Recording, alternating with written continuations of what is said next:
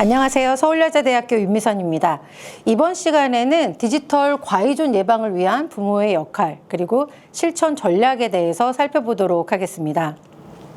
먼저 인터넷 중독이 무엇인지 그리고 디지털 과의존이 무엇인지 알아보고요.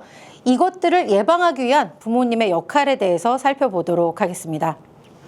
인터넷 중독 개념에 대해서 살펴보도록 하겠는데요. 인터넷 중독이란 정보통신망을 통해서 제공되는 정보통신 서비스의 지나친 이용으로 이용자가 일상생활에서 쉽게 회복될 수 없을 정도로 신체, 정신, 사회적 기능에 손상을 입는 것이다 라고 예전에 국가정보화기본법, 지금은 폐지가 됐는데요. 그 기본법에 나와 있는 내용입니다. 중독의 종류로는 게임이나 채팅 관계 중독, 정보 검색 중독, 요즘에는 청소년 도박률도 늘고 있고요. 이러한 중독들이 있습니다. 중독이 되는 이유 중에 하나가 인간 대 인간의 만남보다 기계화되는 시간이 증가되면서 중독으로 많이 가고 있습니다. 중독이 병리적인 용어에 가깝기 때문에 스마트폰 과의존, 지능정보 서비스 과의존이라고 우리나라 법에서는 부르고 있는데요. 스마트폰 과의존이란 과도한 스마트폰 이용으로 인해서 스마트폰에 대한 현저성, 현저성이라는 것은 그 기기를 사용하는 생활 패턴이 가장 두드러지는 게 현저성이고요. 이것이 증가되고 또 이용 조절 능력이 감소하여, 즉 조절 실패가 되고 문제적인 결과, 앞서서 신체적이거나 정신적 문제들이 일어난다고 했는데요. 그러한 문제적 결과들이 나타나는 것, 이것을 스마트폰 과의존이라고 합니다. 이 그림은 우리나라 국가센터인 스마트 쉼센터에서 가져온 사이트인데요. 여기에 가시면 스마트폰 과의존에 대한 많은 자료들, 교육 자료들이나 체크리스트 이런 것들을 살펴보실 수 있습니다. 중독 과의존 문제, 지금까지에 나와 있는 것 중에서 2024년도 자료를 가지고 왔는데요. 스마트폰 과의존 현황 어떻게 될까요? 보시면 요 색깔들이 바로 고위험에 해당이 되는 건데요. 문제가 있습니다. 유아동과 청소년들은 지금 전년도에 비해서 증가되었다. 유아동의 25.9%가 2024년 기준 고위험군에 해당이 되고요. 청소년의 42.6%, 자 여기 있죠. 이렇게 청소년의 거의 반절에 가까운 수준이 고위험군에 지금 해당이 되고 있습니다. 유아동들을 어떻게 체크했을까요? 이것은 부모님들을 통해서 체크를 하는데요. 유아동들이 이렇게 고위험에 해당될 경우 부모님들을 조사해보면 부모님들도 고위험군에 속하는 경우들이 대다수였다고 합니다. 뇌와 인터넷 중독, 과의존 연구 이런 것들에 관한 논문을 한번 가지고 왔는데요. SCI급에 나온 그런 논문입니다. 정신건강의학과 최정석 교수님 팀이 연구한 오래전 논문인데요. 이 논문이 뭐냐면 편하게 쉬고 있는 상태에서 뇌파, 베타파와 감마파라는 뇌파가 어떻게 되고 있는지 인터넷 중독자군에 대해서 살펴본 내용입니다. 이 논문 중에 이러한 내용이 있습니다. 베타파라는 것은 우리가 열심히 생활을 할 때, 공부를 할 때, 이럴 때 나오는 뇌파가 베타파인데요. 집중력, 각성활동과 관련된 그런 뇌파 신호입니다. 그런데 인터넷 게임 중독자군의 경우는 이 베타파가 감소되었다고 합니다. 다시 말씀드리면 집중력이 감소된다는 것이죠.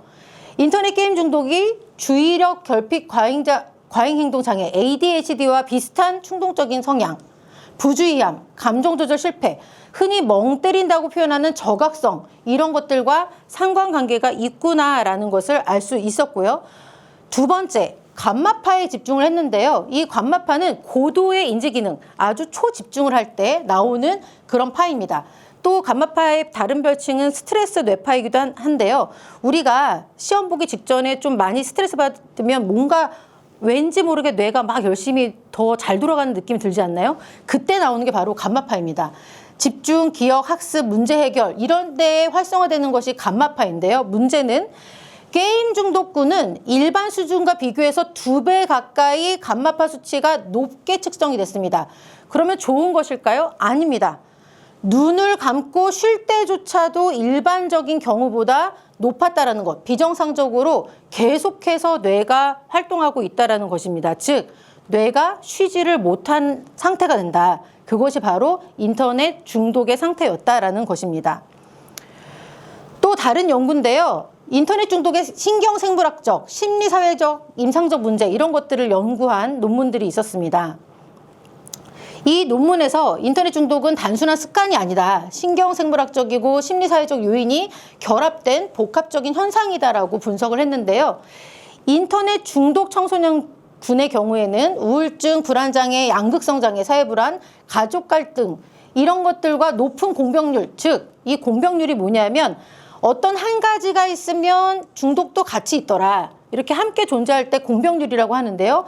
이런 것들과 높은 공병률을 보였다라고 합니다. 이 논문에서는 이 왜 중독으로 갈까라는 원인 중에 하나를 보상결핍 가설을 세웠는데요. 일반적인 자극에 둔감한 개인이 인터넷을 통해서 강한 자극을 추구하면서 중독이 되는 경우가 많다라는 것입니다. 현실보다 훨씬 더 강한 자극을 인터넷이 주게 되는데요. 이것이 바로 중독 사용으로 이어지게 되고요. 또 신경 영상 연구를 해봤습니다.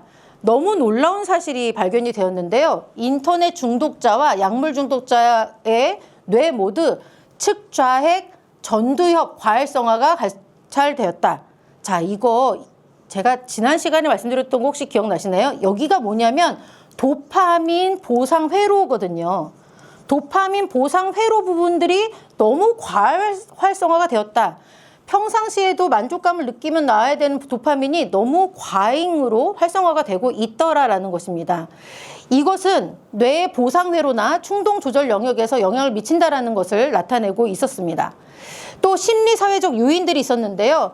충동성이나 미성숙한 대처, 또 가족 갈등, 또 사회적 고립 이런 것들이 인터넷 중독과 관련이 되더라라는 것을 알 수가 있었다라고 합니다. 또 다른 논문인데요. 캐나다 부모님들이 화면 사용을 얼만큼 쓰는지를 이 인터넷 중독 수준과 비교해서 연구한 논문이 있었습니다. 좀 재밌는 논문이라서 부모님들을 타겟으로 했길래 한번 가지고 와봤는데요. 이것도 역시 저명한 논문지에 나와 있던 논문이었고요. 여기에서 조사를 해봤더니 캐나다 부모님들의 화면 사용, 이건 스크린을 말하는 거죠. 뭐 핸드폰 화면이든 TV 게임 화면이든 이런 화면들을 말하는데요. 화면 사용 습관을 봤더니 일단 중독 테스트와 이것과 관련된 요인 분석과 회귀 분석을 같이 했는데요. 킴벌리 영이라는 인터넷 중독에 있어서 아주 유명한 학자가 있습니다. 이 학자가 만든 중독 테스트를 기본적으로 한번 해봤고요. 이걸 해봤더니 19.4%가 경미한 사용, 3% 정도는 중증도 또는 심각한 정도의 중독으로 분류가 됐습니다. 그리고 그 원인을 살펴봤더니 시간 관리가 잘 안 됐고요. 사회 정서적 기능 장애가 있었다고 합니다. 특히 이 캐나다 부모님들 이 논문에 의하면 모바일 기기 사용 시간 관리 장애가 가장 크게 두드러졌습니다. 식사 중이나 침실에서 화면 사용이 흔하게 나타나고 있었다라는 것입니다. 결론적으로 모바일 기기로 인한 방해가 부모와 자녀 간의 긍정적인 상호작용 기회를 저하할 수 있다는 것이 이 논문의 결론이었는데요.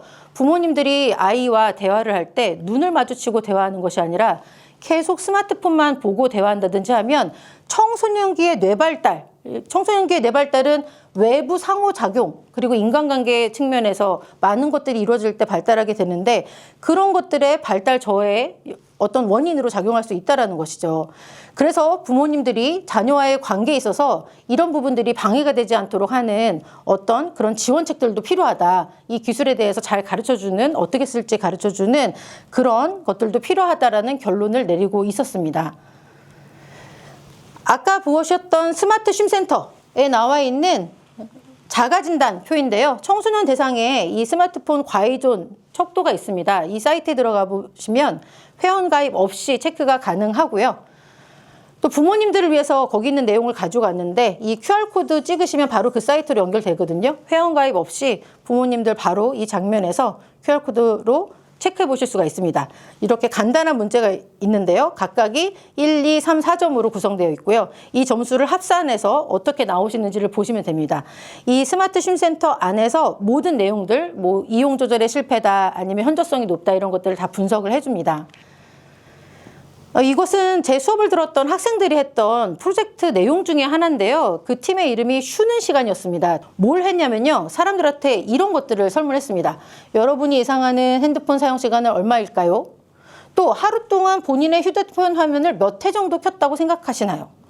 일일 평균 스크린 타임을 알려주세요. 이런 것들을 이제 하도록 했는데 예상을 했던 것보다 실제적으로 앱에 들어가서 스크린 타임이나 앱을 사용했던 시간들을 조사를 해보니까 훨씬 더 높은 수치가 나왔다라고 합니다.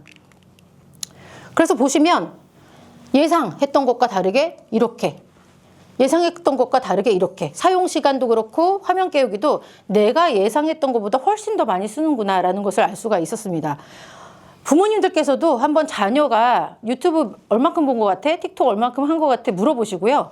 이 스크린 타임 이런 것들 들어가서 앱 사용 시간 한번 조사해 보시면 놀라운 결과를 보실 수가 있으실 것입니다. 스마트폰은 끊는 게 답일까요? 아닙니다. 얼마나 의존하는지 자가 진단을 통해서 내가 스마트폰을 어떻게 사용하고 있는지를 먼저 살펴보는 것이 중요하다라는 그런 기사입니다.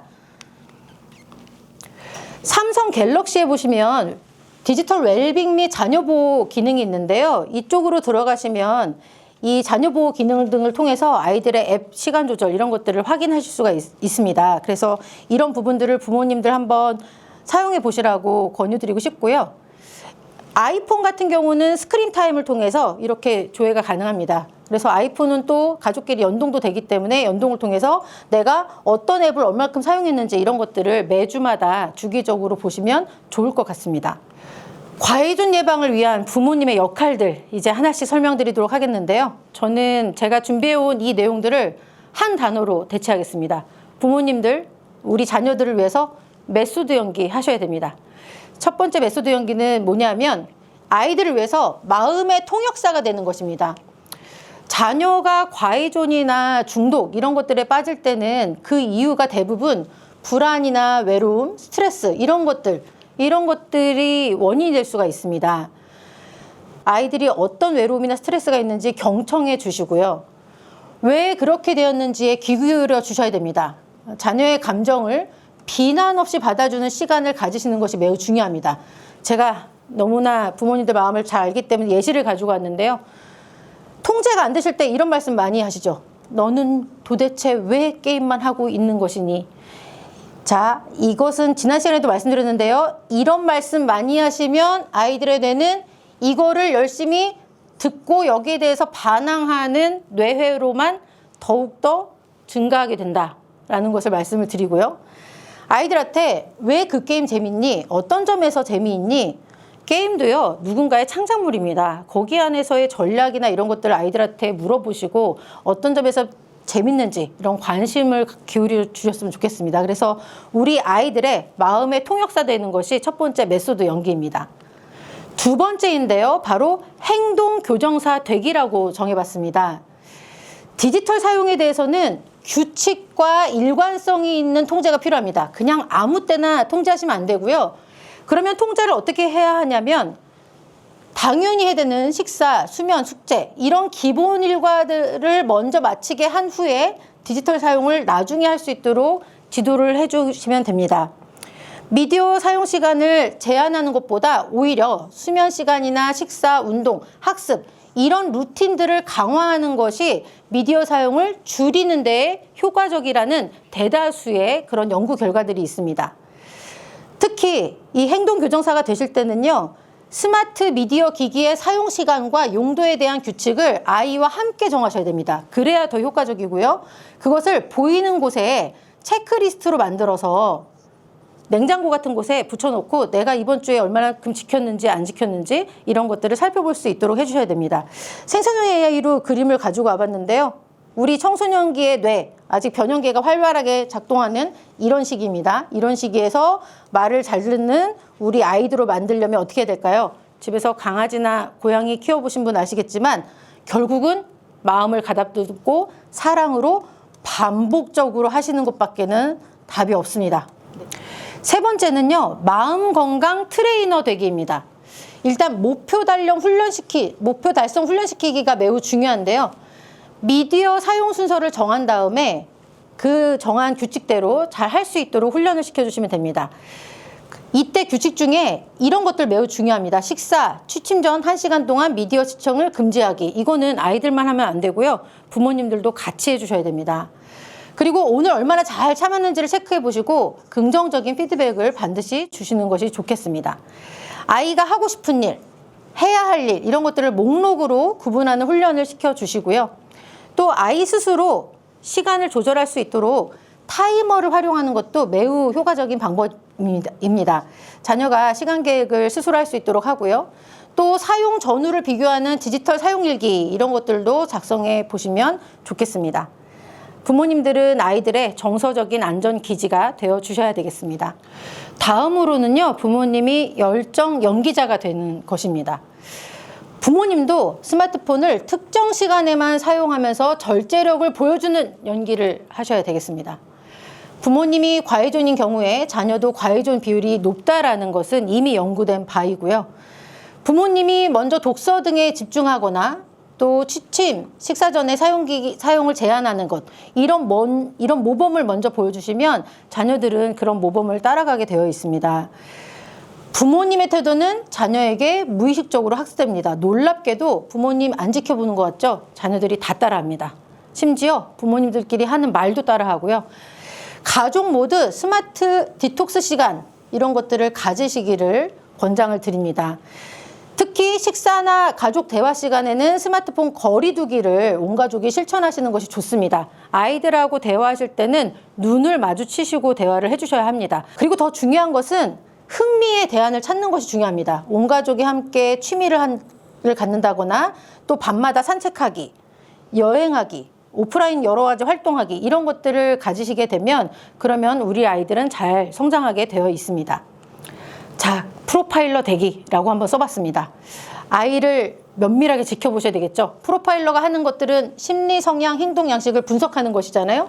아이들이 스마트 기기를 어떻게 하고 있는지 스마트 기기 패턴을 관찰을 하셔야 합니다. 뭘 보고 있는지, 어떻게 쓰고 있고 어느 시간에 많이 쓰고 있는지 보시면서 과의존 신호가 있는지 없는지를 조기에 인식하셔야 됩니다. 특히 스마트폰 사용을 제한했을 때 짜증을 내거나 분노, 우울 이런 것들을 금단이라고 하죠. 이런 것들의 반응이 있는지 살펴보시고요. 대화 시에 스마트폰만 보고 있는지 이런 것들 살펴보시고 수면과 식사 시간을 무시한 채로 계속하고 있는지를 살펴보셔야 되겠습니다.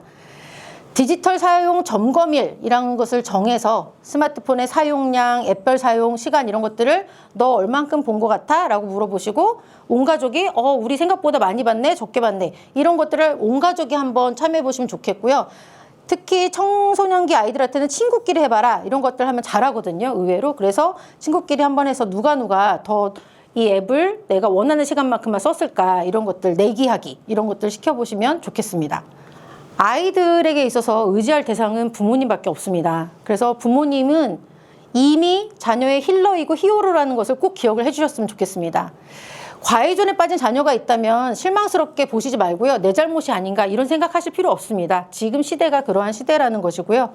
이 아이들한테 비난보다는 회복이 우선이라는 사실을 이것을 우선순위로 잡아주셔야 되겠고요. 감정적으로 흔들리지 않고 아이들을 위한 회복의 조력자가 되어주셔야 됩니다. 그리고 만약에 심각하다, 고위험이다 그러면 용기 있게 전문가와 함께 연결되시고 전문가를 찾아가시고요. 적극적으로 도움을 받는 그런 멘토가 되셔야 됩니다. 부모님의 역할은요. 완벽함이 아닙니다. 곁에 있는 것, 이것만큼 좋은 것이 있을까요?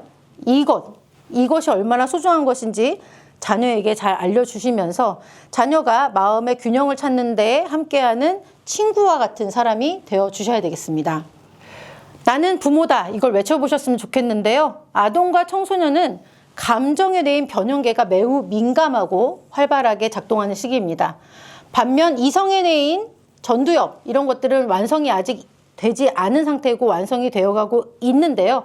그렇기 때문에 감정을 조절하거나 충동을 절제하는 데 어려움을 겪는 것이 너무나 당연합니다. 이러한 발달적인 특성 때문에 학생들에게는 나와 한편이라는 감정적이고 정서적인 안전 기지가 필요합니다.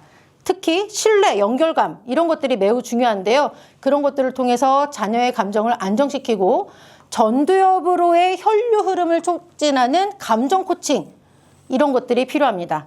감정 코칭이란 아이들의 감정을 억제하거나 통제하는 것이 아니라 감정을 이해해주고 그리고 전 이것을 강조하고 싶은데요. 감정에 한번 이름을 붙여서 표현할 수 있도록 돕는 과정, 이런 것들을 해보시면 좋겠습니다.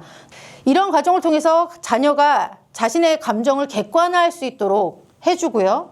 또 전두엽을 사용하는 경험을 도울 수 있게 됩니다. 두뇌 발달을 돕고 자기조절 능력을 기르는 훈련을 시킬 수가 있게 됩니다. 마지막 가져가 봤습니다. 서바이벌 세계에서 나는 가수가 아닌 여러분들은 부모님이십니다. 이상 마치겠습니다.